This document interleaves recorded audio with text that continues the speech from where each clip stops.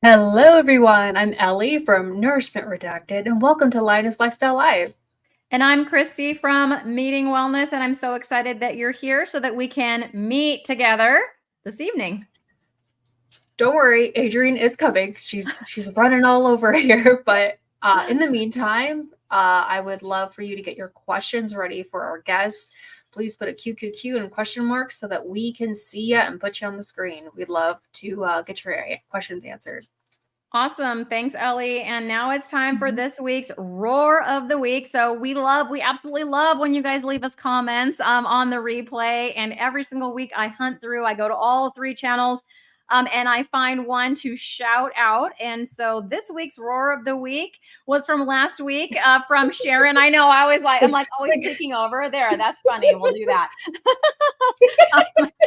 Sharon said, even though Dr. Chafee did not join us, it was still a fun live. So thank you. I'm so glad that you enjoyed that, Sharon. And never fear, Dr. Chafee has signed up for a new date, but we are booked through September. So we're going to have to wait till September to see Dr. Chafee. But like I said, I'm very glad you enjoyed that episode. I did too. How about you, Ellie? Just our little really trio of lionesses. It was really refreshing because we always have an amazing woman or doctor coming on to talk about all things meat-based eating, but it was kind of nice just to have the us three. But I am excited because we do have a guest tonight. We sure do. I would love to welcome Kristin Carrera to Lioness Lifestyle Live.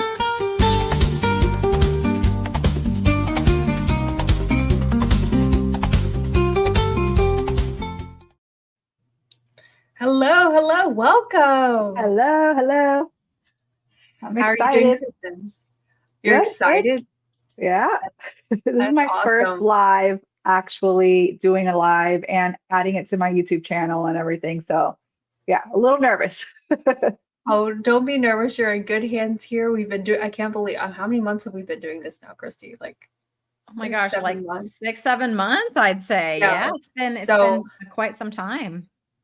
Live streams are really fun, and so we can't wait for our audiences to get to know you better. Can you please introduce yourself? Let everyone know how you found the carnivore diet, how you're eating now, your health journey. We'd love to get to know you better. Yes. So I am Kristin. I am a mom of 3 boys, and I started this journey. It goes way back because starting from my first baby, who was almost 9 years old, after having him, I started having really, really bad anxiety. I've had anxiety since I was young, but it was different. And I was just very irritable with things. Things would irritate me. It was just a constant all day thing. And it was just eating at me. And I would tell the doctor, and the doctors would pretty much tell me that that was normal. It was normal, it was part of your hormones after having a baby. And it was just left like that. And so fast forward to my second baby, it got really bad and I started to get depression as well.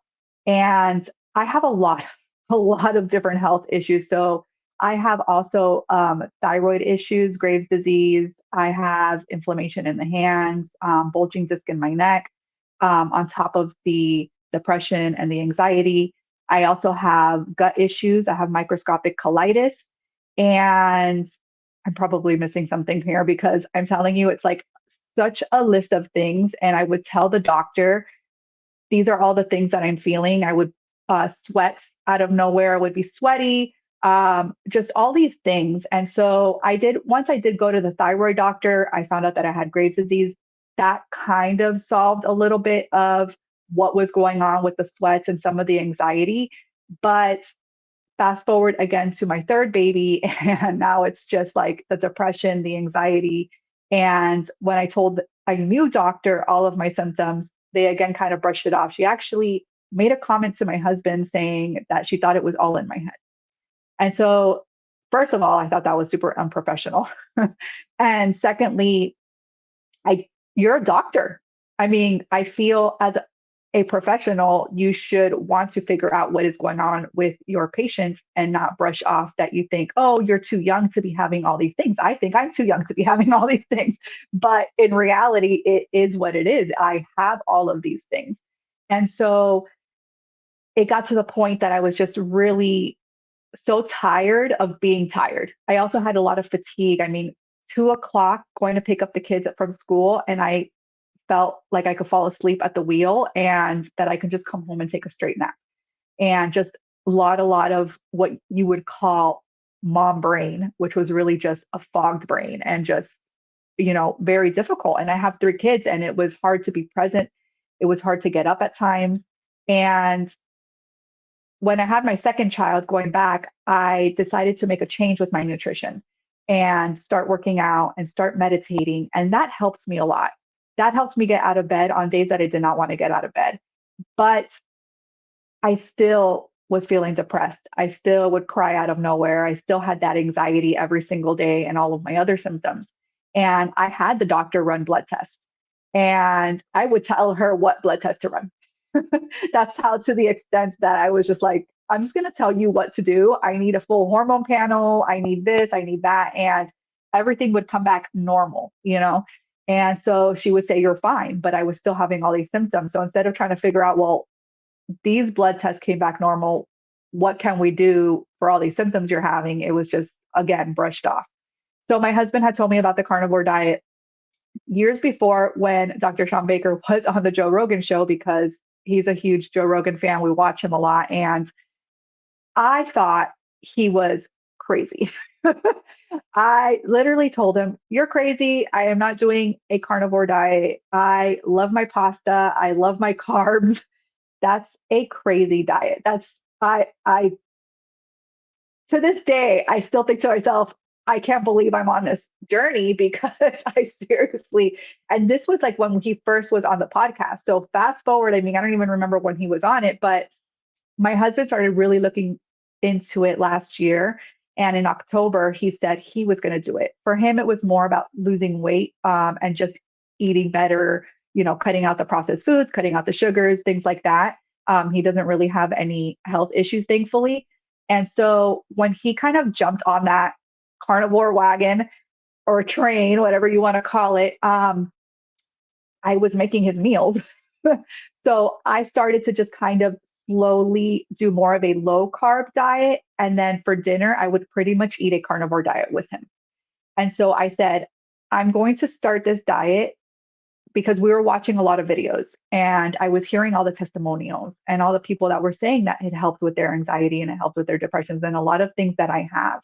And so it got to the point of, why not? Like, what is the worst case scenario that can happen of doing the carnivore diet? Is that it doesn't work and I still have all my symptoms, right? So I said, January 1st, my New Year's resolution is going to be starting the carnivore diet. And I literally started January 1st. And so I've been on this journey now since January 1st. And in the beginning, it was a very big roller coaster for me. It was not the woohoo that you hear sometimes people saying of, oh, 2 weeks in and I feel great and I have all this energy. I did not feel like that. There was many days that I wanted to quit, because I was still feeling very fatigued. I had what was probably keto flu. I was feeling achy. I just was not feeling good at all.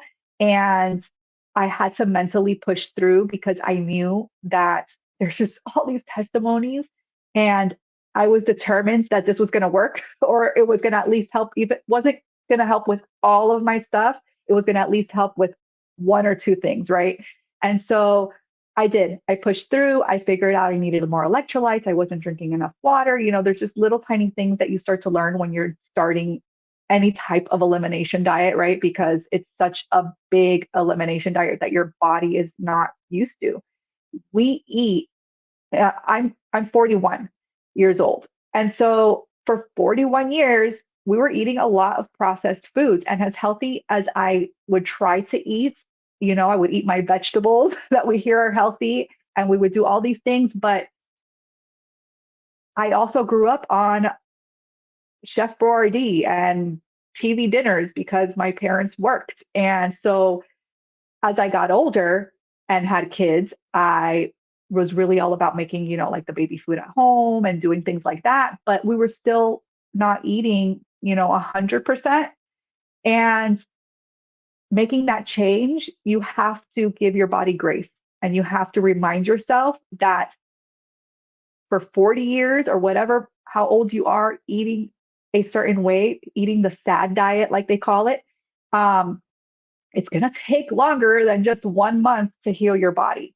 So I'm still on this journey. I'm still slowly healing. I talk about it in my podcast. I'm like, it's a journey because you have to see what works for you and what doesn't.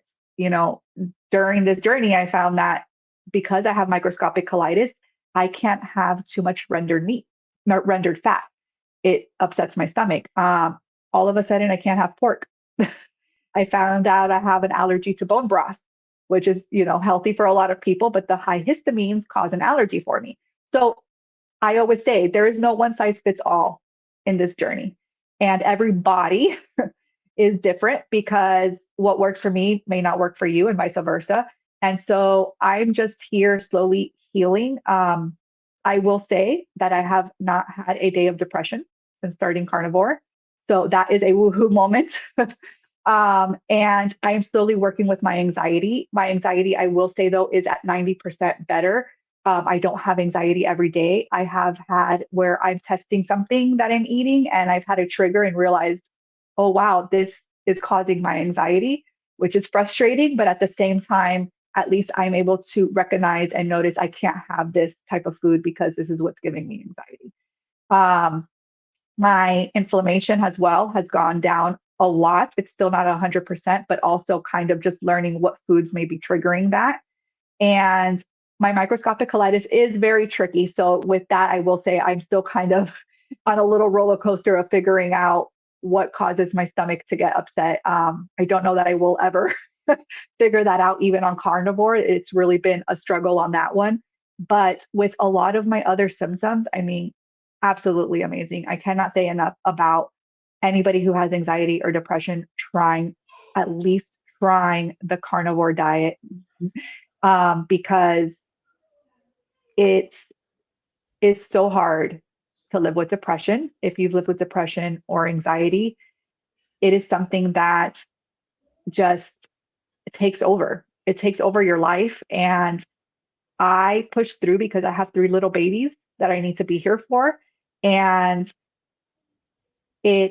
I talked about it the other time on my podcast. I even almost started crying because it's just, you want to be there for your kids. You want to be, you know, active and have energy and be happy and just be happy.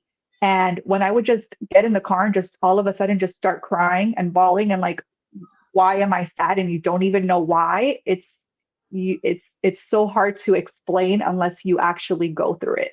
And the anxiety, I mean, that was something that was like every single day, just all day long. And I would tell, like, I had to tell my husband at one point, you know, I put a smile on my face and the family thinks I'm fine. I feel, but this anxiety is every single day. And it's very, very frustrating to live that way. And so going carnivore, I will say, has been one of the best things that I have ever done, as crazy as I thought it was going to be. And I said I would never, ever do it. I said the other day, I said, there's one thing that I regret about going carnivore is not doing it sooner. So that's pretty much my story. What an amazing testimony. I love that. You know, I suffered with a lot of depression and anxiety too. And so when you were speaking, I was like, yes, yes, yes. It is like literally like a dark shadow that just, it casts over you. It drains all of your color.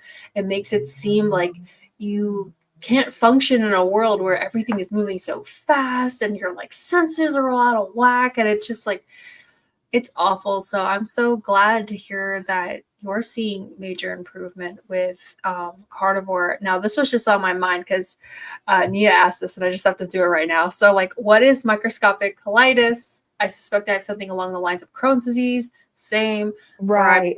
Same. How did you diagnose that for you? So I've actually had microscopic colitis since my 20s. I never had any issues going to the bathroom, never was constipated, never had diarrhea, nothing like that. And all of a sudden it was just, and we're going to go on a TMI here because we're talking bowel movements, but I just had a lot of diarrhea. It was constant. And I was like, this isn't normal. It's not going away. And so I went to a gastro and they did an endoscopy and a colonoscopy. And so microscopic colitis is kind of like the beginning phase of having like a more serious like Crohn's and stuff where they only see it in the microscope microscope. And it is part of almost like, to my understanding of what I've read up on before, because it was so long ago that I've gone to the doctor about it. It's part of your autoimmune. And I think that it kind of almost, like, I was reading about it even more the other day just to even learn more about what I have, because, it's like the doctors tell you you have something and then you just kind of leave the room. And in my 20s, the doctor actually wanted to put me on a medication that had a steroid in it. And I was in my 20s. And I said, absolutely not. I said, imagine when I'm in my 40s, like, that medicine's not going to work anymore. What am I going to do then? I said, can I just take Imodium? And he goes, yeah, if it works for you. And so I actually don't even ever take Imodium. I've just learned what I can eat and what I can't eat. And if I do have a flare up, I just kind of like drink a lot of water, take a lot of deep breaths, let it pass. That's just the way that I deal with it. But I really learned over the years what I can and cannot eat. And then sometimes it's still triggered. Like I said, even with carnivore, I just learned, like, if I did ground beef, and we usually do like an 80-20 for burgers, I'm fine. But if I do it where it's ground beef, because the rendered fat is there and you're kind of eating more of that rendered fat, I mean, it triggered me right away. The other day I could have like Italian sausage or stuff like that, but I can't have it consistently. If I do, it triggers it. So just little things that you have to learn about your body when you have it, but it's very uncomfortable. It's very,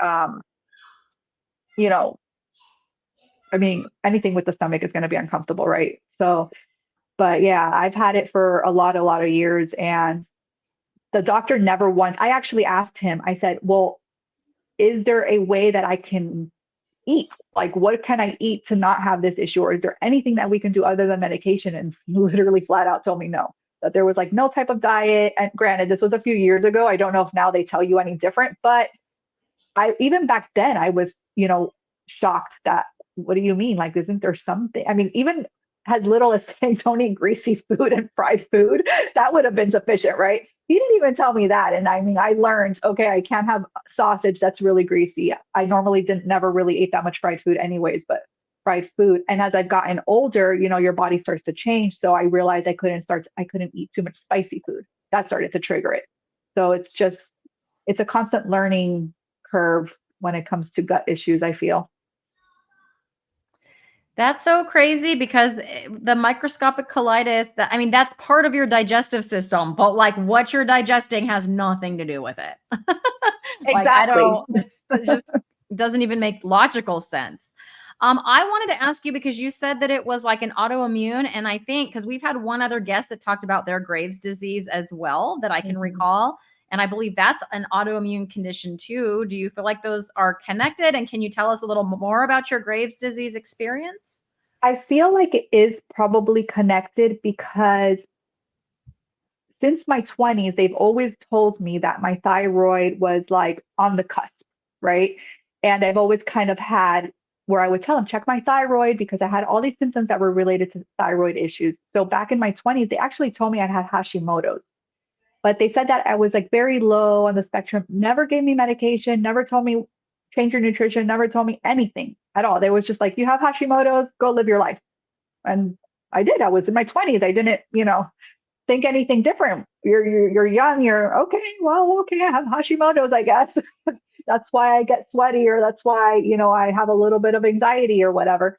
And so fast forward many years later, after my second, that I was having a lot of that anxiety and having some depression and having sweats, losing a lot of hair. That was another thing. I mean, I know you lose a lot of hair after having a baby, but it was just like consistent. It was more than usual. So that's when I decided that I needed to go to a specialist, go to a thyroid doctor and see what was going on. And then they ran all the tests. And that's when they told me that I had Graves' disease. Hi, I'm Adrian. Hi. Sorry that I'm late. One person had asked about this, and I'm kind of wondering about it too. When I came into carnivore, I was pretty sick. I had digestive issues significant. Like every time I was eating, I was getting sick. I knew I had thyroid issues, and I knew I had adrenal issues, all these things. So I came in and I initially started feeling better until I didn't. And then I started hearing Judy Cho talk about this SIRS stuff. And some of the things that you say just sound so SIRS-y. Have you looked down this path at all? I have not. So you're going to have to send me that information. Now I'm going to have another path to look at. Yeah, no, I haven't. And I can send you my doctor too. I have a wonderful Dr. Grunning. And so they really look at the root cause, because a lot of times with these digestive issues, you can treat, but the underlying issue is inflammation. So it just keeps freaking coming back. Sorry, was I not allowed to say that? It just keeps coming back. And so you have to get rid of the inflammation, and then some of that gut stuff starts releasing. Now, for some people, like Meat Mafia guy, I think just the carnivore diet alone helped reduce some of that inflammation for him enough that he healed his gut. So you don't always have to go down the SIRS route. But if you start not feeling better, this might be something for you to look into. Judy Cho has a ton of information. But I just wanted to say, too, I listened to, if you guys haven't already said this, you have a fantastic daily blog on YouTube of documenting what's been going on for the past 150 days. What are we at? I know. 130? I'm like, where's my journal? I'm like on 136 or 37. I lose track. I have 3 kids, guys. Okay. It's amazing. I Even have though 4. my brain, even I though the love brain what you're fog doing. has lifted. So Yeah. And as you're talking, my heart is going, yes, like that feeling inside here. And you go to the doctor and you try all the medicines and none of them seem to change this feeling here. But has it gotten better since you switched to the meat? I think you said it did. Yes. I was saying earlier before you came in that the depression completely gone, and my anxiety is probably like at a 90%. I feel like it gets triggered sometimes depending if I'm trying something new to eat and I'm seeing where I'm at, and then I'll feel and I'm like, oh yeah, like I talked about recently on my podcast, pineapple. I'm like, okay, I tried it twice. The first time I got inflammation right away, which I thought, okay, well, maybe it was because I was starting to implement and trying to see if I can eat fruit. And I did it for like a little over 2 weeks. So I thought, okay, it's either 2 weeks consistently of fruit that caused it, or it was the pineapple, because the pineapple is like right when I ate the pineapple is when I felt it. And so I went back strict carnivore for like 2 weeks because I was scared to even try any fruit again. But I said, okay, I'm going to try the pineapple. And I tried the pineapple and I had anxiety for 2 days. So I said, I am not even going near pineapple. I'm like, as good as I like pineapple, it's just not worth the anxiety. So yeah, I'm just kind of the anxiety. I'm still working at 100%, but I cannot complain because it is so much better than it was. I mean, I was having it every single day. So and where do you live? Sorry, because I heard you talk about your mango tree. Where do you live? I live in Miami. So we have a mango tree. This year it actually didn't grow as many mangoes. And lately we have iguanas trying to eat my mangoes. So I might have to pull them off the tree because there's not that many. But I'm like, okay, even if I get a little inflammation, I know a lot of carnivores will kill me for saying this, but I'm going to have a couple mangoes because it's only once a year and they're so good. And my kids love them. So I'm sure they'll eat more than I will anyways, because we didn't get that many this year. But yeah, I'm in Miami.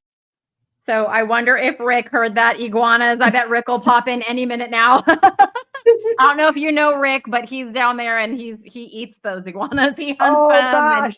Does he have a podcast about it? Yes, he has channel? a YouTube channel. Yes, I wonder if that's the channel my husband showed me recently that we were watching, that they were killing and then they kill them and they eat them. And I was like, oh God, no. Yeah. But Rick is awesome. But anyway, sorry. Sometimes we, and then the person will show up. So it'd be pretty funny if he came on. I wanted to ask if you could clarify. So you went carnivore like as an elimination diet. And I think I heard you say originally it was like you were going to do 30 days and then you kind of extended it. And can you talk a little bit about that? And then what's your plan? Because you just kind of started talking about reintroducing some things. So what's your plan for that? So when I said I'm going to start carnivore, like I'm going to start January 1st, I'm going to do, so I'm a health coach as well. And so my mentality is always telling my clients, like, make small goals, right? Because if you say that you're going to do carnivore you're going in all in, you're like, I'm going to do it for 90 days. They say that I should do it for 90 days. And then you don't see results. Like I was telling you that I didn't see results right away. Like some people right away, you're going to quit because you're not seeing results. And so I like to make small goals. And so my small goal was 30 days. I'm like, I'm going to do 30 days. That's it. Just 30 days, see where I'm at. And then I kept hearing and listening to more podcasts and more doctors, and you should do at least 60 to 90. So I'm like, okay, I'm reaching 30. I'm going to do 60. Like, what's another 30 days? And then I was like, well, I'm going to do 90. And then I just wanted to round it off to 100. So I did 100 days full carnivore.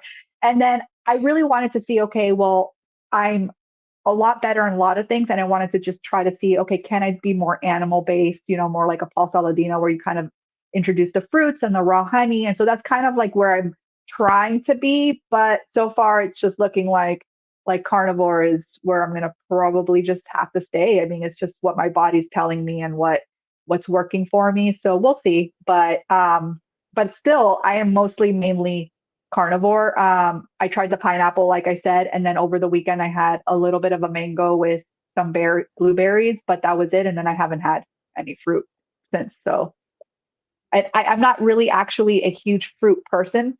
I love all fruits, but it's not something that I would eat every day on a normal basis anyways. So it's not something that I truly miss that I need to have every day, but it would just be nice to kind of be able to implement that if I wanted to grab a snack that's kind of like fast to eat is like mentality if it does okay with my body. But like I said, I'm roller coastering through that journey of of reintroduction.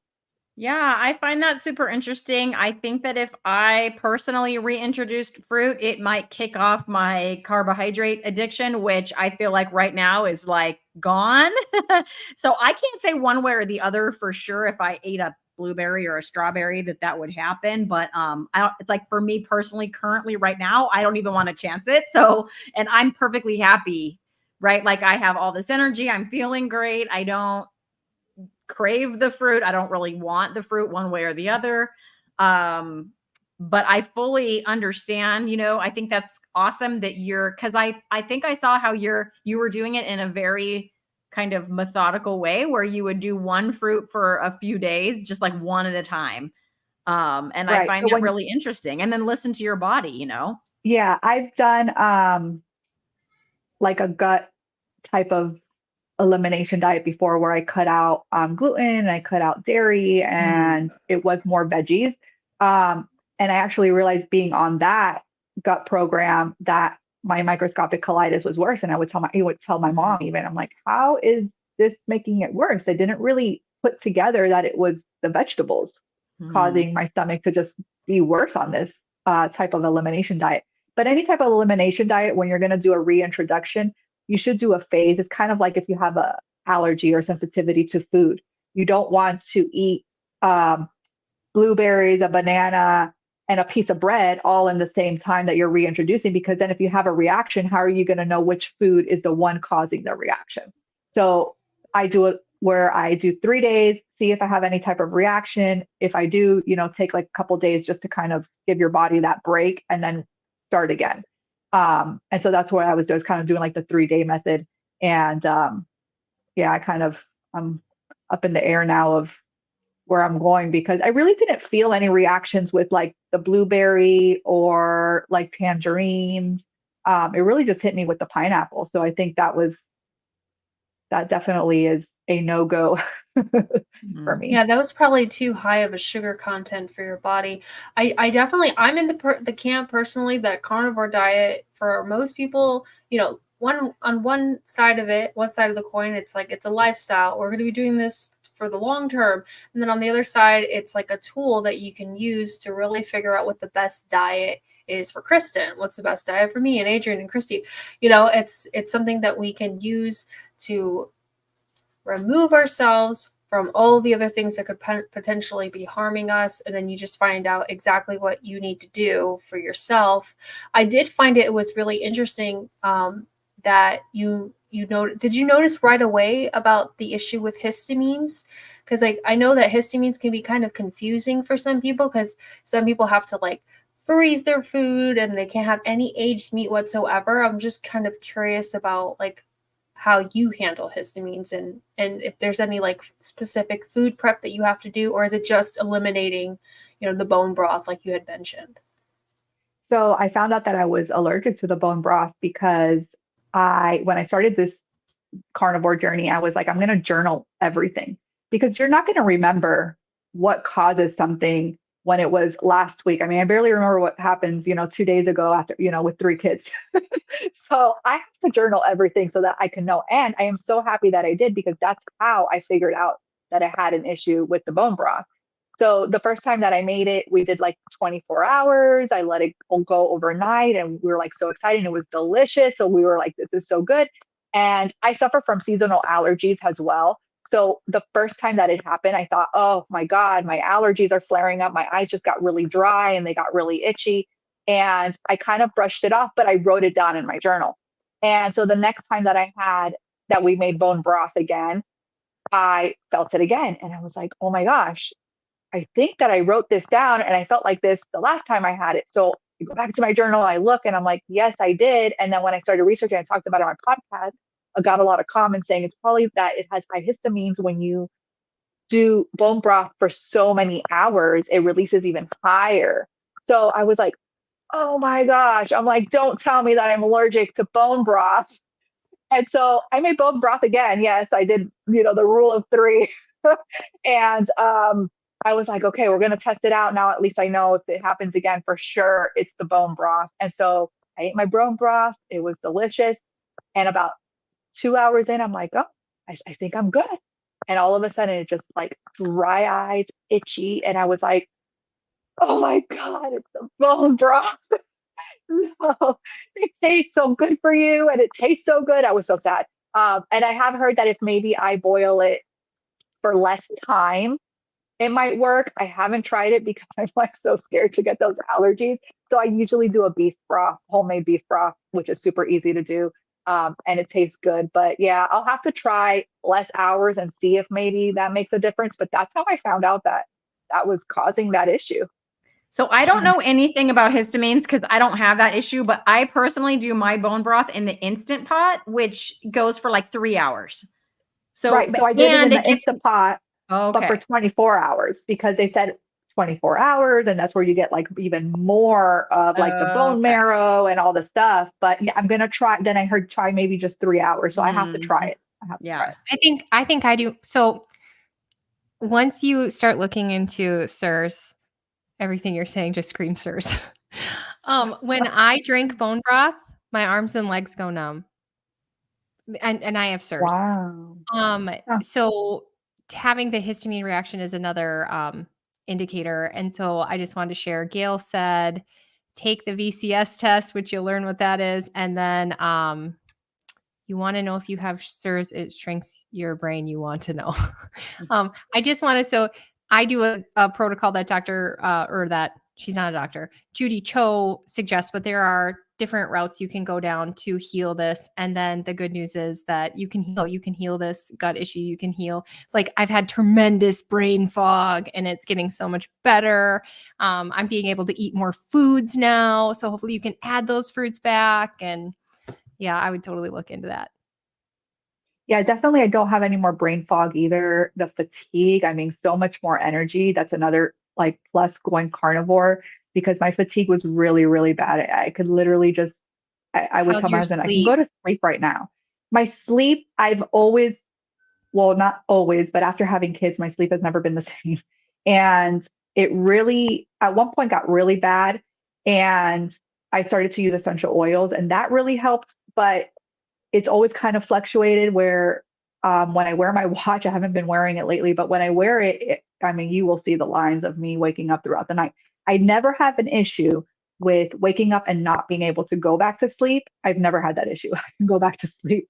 It could be 7 o'clock in the morning and I can go back to sleep. That's never been my issue. It's just the constant waking up and going back to sleep. That is that disruption of your sleep. Still, I wake up tired because I don't get this full night of sleep. And so lately with the fruit, I felt like that kind of interrupted it a little. I felt like it was a little worse than usual.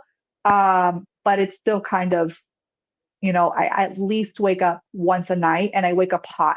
So I also don't know if I did have the doctor, it's been a year now, so I need to find a new doctor and get new blood work. But I did even tell her, run me to see if I'm like premenopausing because these doctors don't want to run any tests. So I was literally telling her what tests to run for me. And she said, supposedly I wasn't, but I feel like I wake up at night hot, like all the little symptoms of, so I don't know. Yes. I think that the blood test diagnose myself. Good. You got to take a spit test for the perimenopause. Was it a spit test or a blood test? I think it was a blood test. You're don't like my think I did sister a from spit another test. mister because I got perimenopause. Yeah, But and like that's what I thought. I you, thought I the probably carnivore have. diet has made such a difference. It really has. Oh, sorry. Somebody asked what SIRS is. It's Yeah. chronic inflammatory response syndrome. And what happens is you have some kind of event. Like for me, I had a head injury, and then I had a traumatic marriage, very abusive, and that caused a lot of inflammation. And then I caught the bad virus. And once you get these inflammation storms, at some point your body stops turning the inflammation off when you've kicked whatever it is that you did, and then that causes autoimmune illness, all that inflammation inside, and then the inflammation causes the hormone issues, the thyroid issues, the autoimmune issues, the skin issues, and your body just kind of goes ah. So if you can fix the inflammation, then some of the other things calm down and you start feeling better. And part of the reason the carnivore diet helps is because it's such a low inflammation diet. Sorry, this is your interview. No, No, it's people fine. watching, if they don't know, Yeah. just want to. Yeah. I knew you would know, Adrian. Yeah, she's our little SIRS expert. I love it. Mhm, mhm. But I do love that you've been tracking every single day. So if people haven't checked it out, I just love how much you've given of your journey and you've organized it so well. I'm a huge fan of your thumbnails. So everybody definitely needs to go check out I don't know if I've ever seen anybody track the first 100 days as well as you have. Oh, thank you so much. Yeah, I say it all the time, like I'm raw and honest, and I say it as it is. Like if you know me as a friend, I also tell you like it is. It's just how I am. And this journey, I wanted it to be like that as well. I wanted it to be honest and not, you go on social media and there's always like the oh so happy people and I mean I've seen it even with the carnivore week 1 feeling great and I'm like, really, are you though? I'm like, is this true? Like if you are, it's awesome, but is it true? Because I was a roller coaster. I mean, for the first 30 days you could talk to my husband, like I wanted to quit. I was like if I'm gonna feel like this, I might as well have my bowl of pasta, and but I stuck through it. Like I said, you got to push through the hard. You have to push through the hard because it's so worth it at the end of I would even say in one of my videos, I'm like, so close to the end of the tunnel, I could see the light, and I've seen it, and I'm still, like I said, I'm still healing, I'm still working on it, I'm still figuring things out, what works for me. I always say, this is my journey. Everybody's journey is going to be different, and that's okay. I think that people get so consumed with that it has to be one way. You can only eat grass fed. You can only, it's like you got to do what works for you. You got to do what works for you, and nobody else is living your life but you. And so that's what my channel is all about, just being true, being honest, and what's working for me. And maybe what works for me helps you or at least guides you in some way. Well, that sounds like a great testimony if I've ever heard it. I was curious. You mentioned that you're a mom of 3, which I feel like I'm a mom of 3 because I have 2, and then I watch my friend's son. So I'm feeling you on that with the, 3 toddlers. It's a lot. But I was wondering how your life has changed as a mother and a wife since you've adopted a carnivore diet. Has that helped at all with any of those family things? I'm very lucky that my husband is actually the one that introduced me to the carnivore, and he actually started it first. So it was very easy to transition to carnivore because he was already, on that journey. And so I kind of just jumped on with him. And I've always tried to eat relatively healthy, and teaching my kids to eat healthy, to exercise, meditate, even do affirmations. And so my kids, I mean, like my middle child, he'll come out back here and he'll like sit and meditate with me. And I think that kids are very resilient, and kids, you don't realize how much you can talk to kids and feel like they're not listening, but they are. And they see what you're doing. And so working out, this is my workout room, but this is like a multi-room. This is like the kids' room where they come and play, but it's also like my workout room. And so they see it. They see it every day. I've been doing it for the last 5 years, working out from home. And I was never a person to work out, I would, do like one of those Groupons. I don't even remember Groupon, but I would do like a month of Zumba and a month of yoga. And then I would, not do anything for a really long time. And I think that when you start to create a habit and you start to be consistent, it's good for your overall health, but it's also when you have children, they see that. And so going carnivore, they see that as well. Like my oldest will be like, oh, I just want to be carnivore. And I tell him, I'm like, it's okay. You can have your fruit. You can have, like, you're still young, you're growing. Like I'm not, I don't push anything, but they see why you're doing it and that you feel good and that it's helping you. And I think that along the way, they're going to learn nutrition the right way. They're going to know, I mean, we're not perfect. They go to public school. So unfortunately, like my middle child, if you let him, he will be a sweets person, but we contain it. And my 10-year wedding anniversary, my gift to my husband was an ice cream machine so that we could make carnivore ice cream at home. So now the kids eat carnivore ice cream and they absolutely love it. So I think it's just teaching your kids and being around it, like I said. And I'm very lucky also that my family is very open. I mean, my mom and my sister-in-law, like when we have occasions like Mother's Day, you're still doing carnivore, right? Okay, yeah. So they know like to have something for me. We even went to a good friend's 70th. Her husband turned 70 and she was having like pad thai and sushi, and there was nothing. And I was going to eat before going because I knew I'm not going to expect, going. When you go out, that is one of the things that is very hard being on carnivore because you can't expect somebody to cater to your, to your diet. And so my thing is eat before going, have food ready at home when you get back.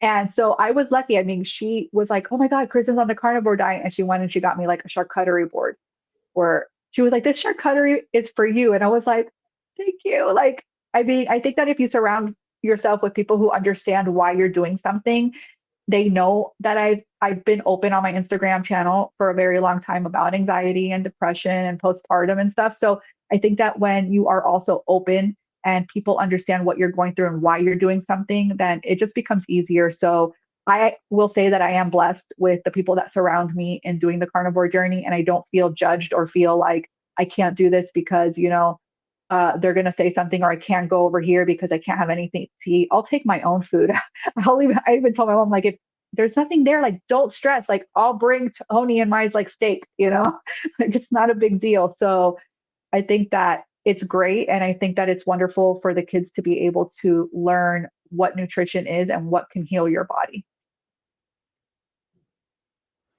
Can I ask, so you're doing the health coaching, have any of the people that you coach, have they considered this way of eating at all? Or has it not been right for anybody or? Yeah, it hasn't been right for anybody. They'll ask me about it. I think it's such a restrictive diet that a lot of people just can't fathom thinking about going there unless they have autoimmune disease or depression or anxiety. I think that's when you're like, I have to make this change. Let me just try it. A lot of the people are just losing weight. So it's not, I do have one friend that she told me that her daughter's doctor actually told her to try carnivore. And I told her, I said, I told you. And I said, I gave her some videos to look at and stuff, but you could only give so much info to somebody and they have to really want to do it. So I spread the word for those that want to end up doing it and realize, maybe trying this is going to fix X, Y, and Z. But like I said, you can't, just like even with the clients that I've had of losing weight, I mean, you can give them all the tools, but you can't make them use it. So the person has to want to do it. But yeah, I haven't quite gotten anybody on it. I would love to be on the journey with somebody and guide them and coach them through the carnivore because I'm still going through it, and I can, and I know the like little mistakes that I made that kind of helped along the way. Like I said, realizing I needed more electrolytes and definitely my H2O intake. So just different things. I would love to, but yeah, not yet. So I have a question about your kids because my own son, like 3-4 months ago, he's 15. He has ADHD. He went keto, and he's really noticed a huge difference. Like, have your kids changed their diet enough that they've noticed any changes, or have you, Mom, noticed any changes at all? No, I haven't really noticed too much, but they do still have a little bit of rice with their meals and stuff. So I feel like that could make a difference. And like I said, at school, it's just really hard to know what they're probably eating there and what not. But yeah, we try our best. I would say they're probably though more animal based. A lot of times, like especially the baby, I sometimes don't he usually has like in the morning, he has eggs with fruit. Like that's his breakfast, and lunch is usually meat with fruit. Like usually like they're probably more animal based than anything. And then every once in a while they have a little bit of rice or their little crackers or whatever. So it's not such a big change, I think, for me to be able to say, like, I'm going to notice a difference in them. And I think that until they're maybe a little bit older and say, I want to really eat this way, I think, I have to guide them. And I don't want to also bring fear of food to them, being so little because they're still young. And I think that that is a big issue that we have in our world where a lot of people have a fear of food or a bad relationship with food. Like you were saying, I'm scared to eat fruit because I don't want to have those carbs again. It's fear of food. It's fear of that addiction that we used to have. I'm thankful that I love my pasta and I love chocolate, but I've never been where it's like, I have to have that. So for me, reintroducing fruit, I don't feel like that's going to make me want to have a piece of cake. You know what I mean? Like it's for me. But I understand that. And I've had comments on my YouTube channel where they say, if I eat fruit, I'm going to want the sweets because of the sugar. And so if you do have that personality or you've had that, relationship with food, with that addiction, then yes, you need to make that mental decision to say, okay, I know that if I do eat this, it's going to make me want to eat this. So then just don't do it. That's, Yeah, I know even when I was keto and I wasn't even doing a lot of fruit, it was very few that I would even have the berries even, but I had the veg and nuts. And I mean, I would still crave the nuts and the cheese and things like that. Whereas going carnivore, I noticed all those cravings are gone. So, and it's not like I feel the need to introduce fruit. So it's like, why chance it and have to fight with that should it occur? You know what I mean? Yeah, I agree. I think that if you don't even want it and you're not for me, I was craving sometimes fruit. And I don't know if it's because my kids, especially my oldest, he loves fruit. Like that's his snack every single day is like a plate of fruit. So I would see it sometimes and I just felt like I wanted to have a little bit. I felt like it would make it feel refreshing eating it. So that's why I was like, well, maybe my body would do okay with it. But again, I'm still kind of playing with that because it's not, I don't feel like I'm scared because of the pineapple. Pineapple freaked me out. And so now I'm just kind of like, okay, I got to kind of maybe go back to day one of 3 days of berries again and just see again because, anxiety is not fun. And so when it caused inflammation at first, that was already enough because I started to get a lot of inflammation here in this part of the hands. And I had that before carnivore. And so when I got that after the pineapple, I woke up at 4 a.m. because it was hurting so bad. And my husband massaged both sides of my hands because I was like, oh my gosh, it just hurts so bad. I'm like, maybe it was the yoga I did, or maybe it was, but I did yoga the first 30 days of carnivore. I did, I love yoga with Adrian. She does 30 days every first of the year. And so I always love to do her program. And so I was like, this is perfect because since I'm transitioning into such a different type of diet, I didn't want to do heavy weights and do crazy workouts. I was like, yoga's perfect. So I'm like, I did yoga for 30 days and the pain started to go away. So that's why I was like, I don't think it was the yoga, but it was just this confusion of, could it be the fruit? And then when I tried pineapple again, like I said, and I got the anxiety, I was like, okay, yep, no pineapple for me. So now I just got to see where I'm at on that side of things. But yeah, I know for me, my anxiety was very strong social anxiety. What are your anxiety symptoms? What do you notice? When you had the pineapple, what kind of symptoms are So we I had talking? all types of anxiety. I had social anxiety where just having to go take my son to his music class, it was like dreadful because I would get anxious having to go be around people, any type of event with the kids' school. I will go, but I just was like, "Ah, I have to go," and I would start to get like this anxiety. And then I would also just have random anxiety, like I'm driving to go pick them up, and it's just like in my chest, full blown anxiety. And a lot of times I felt like that's when it happened, like when it was like more like that quietness of just driving where I wasn't busy doing something, when it was like that's when it would hit me. And so the day of the pineapple, I actually got on a pad because sometimes I'll do my podcast from the car because, you know, 3 kids. So I got to fit it in when I can. And I literally was like, I'm going to do the podcast now because I have anxiety, like literally in this moment. And I had the pineapple yesterday. And so, yeah, it's so, my anxiety is like just so random that's the frustrating part because you feel like, well, because social, you're like, okay, well, I have social anxiety, right? It's going out, it's being around people. But mine was just like everything. Like I wouldn't even want to go hang out with like family and friends because it would make me anxious. Um, Having to do any type of holiday made me anxious. And it was with family. Once I was there, I was fine. It was just the thought and having to like, oh, we got to do Mother's Day this weekend. And now it's, you know, so it was just like constant anxiety. You know, that's so funny because I lived a life like that too. And I thought it was because I was antisocial and I just didn't like my family or didn't like my friends. Like I wanted to just be alone and like I know I'm all bright. I have paintings around me all bright now, but I used to be like that kid in the corner, be like with the kid on the beach with the jeans on. I'd be like, I don't want to be at this hotel, Mom. I want to go home and go on the computer. Yeah, so it definitely can be difficult during those social situations where you just feel like you can't handle it at all. And it's so great that it seems like you're able to like handle that better, right? And it's really exciting to think about how we're not in that fight or flight mode anymore. And I think a lot of us, we struggle with, you know, not properly fueling ourselves. We're hungry all the time. And so we feel like we're in battle almost.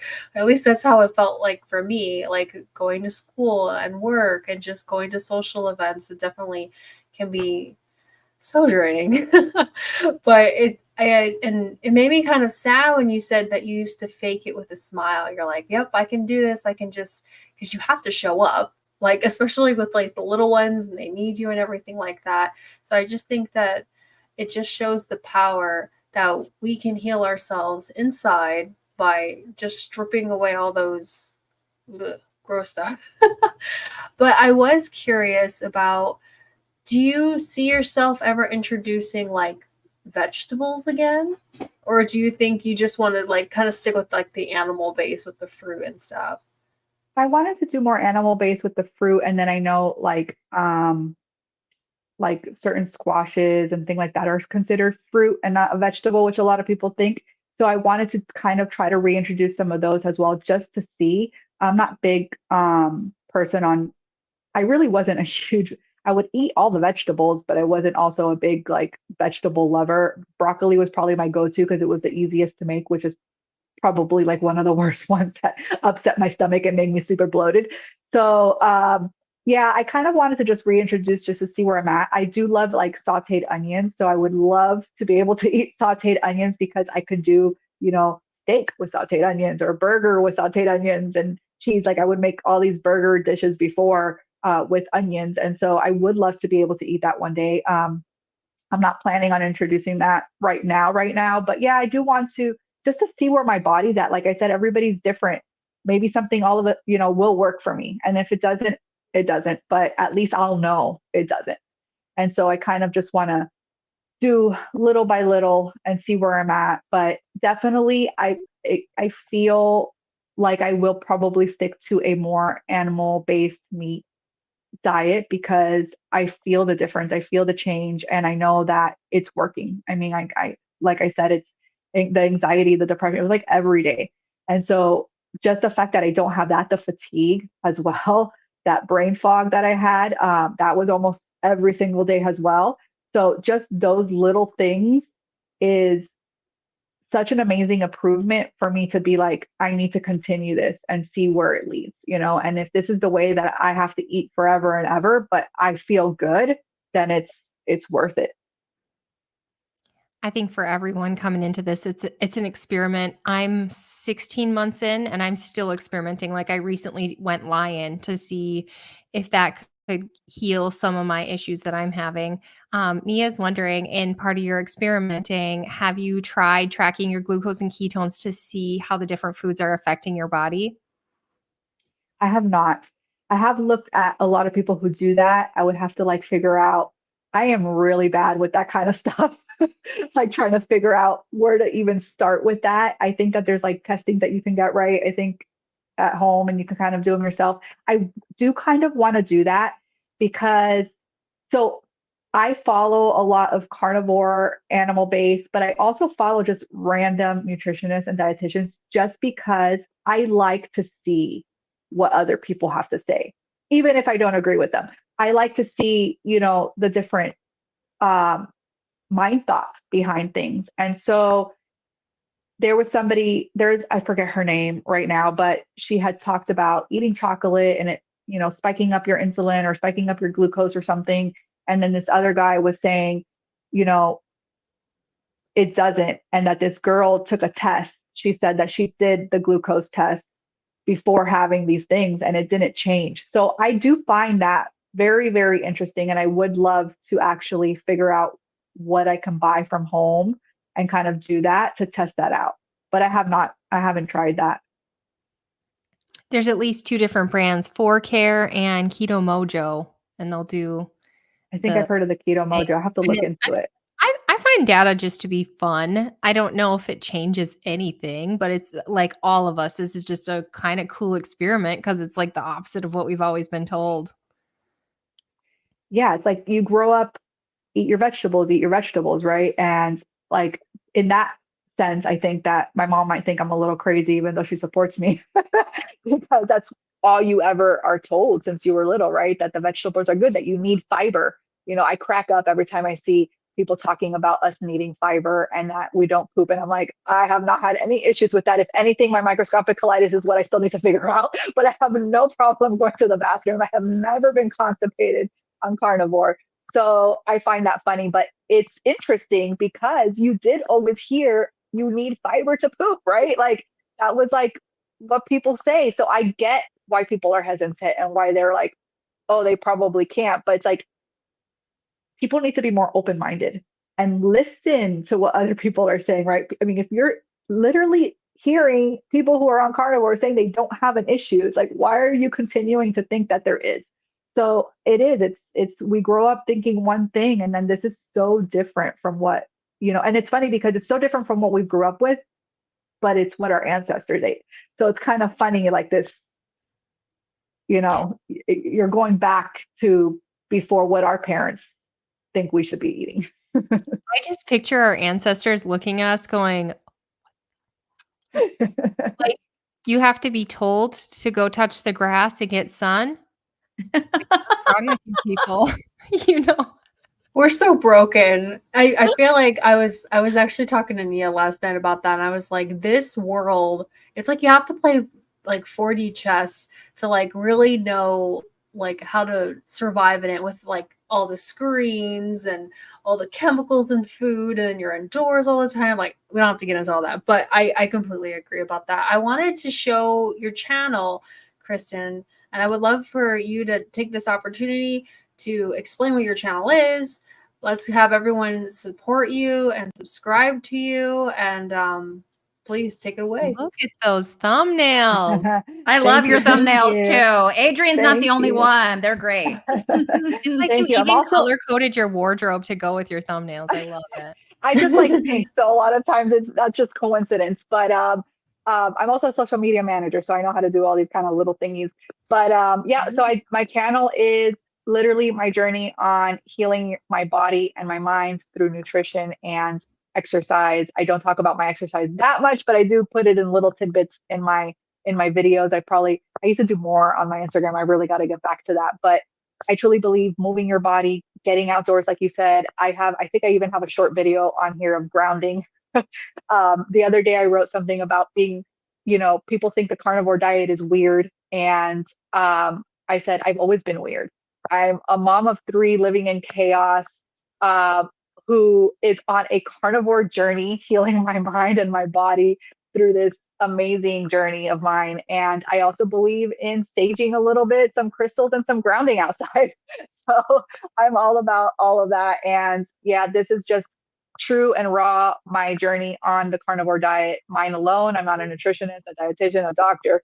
It's literally just healing myself, because I've gone to the doctors, I've done all the work, I've done the blood work, and I've lived with the depression and anxiety for way too long that I needed to make a change. And so I said, I'm making that change, and I'm documenting it, and I'm sharing it. And if I can help just one person, that would be amazing. Well, ladies, I cannot believe it, but we've had a meaty wheel request. I think it's our first one. Gail was like, it's time to spin the meaty wheel. And I was like, saw that. Yes. So I have the meaty wheel all ready to go. And we're going to give it a spin and see what kind of a meaty question we can hunt down for you, Kristin. And Bruce, did you see that? Because that was Pixel. She just walked by. All right, here is the meaty question that we hunted down for you. Have you noticed any shifts in your mood after going meat-based? Yes, definitely. Like I said, no anxiety, no depression. That's all about the mood.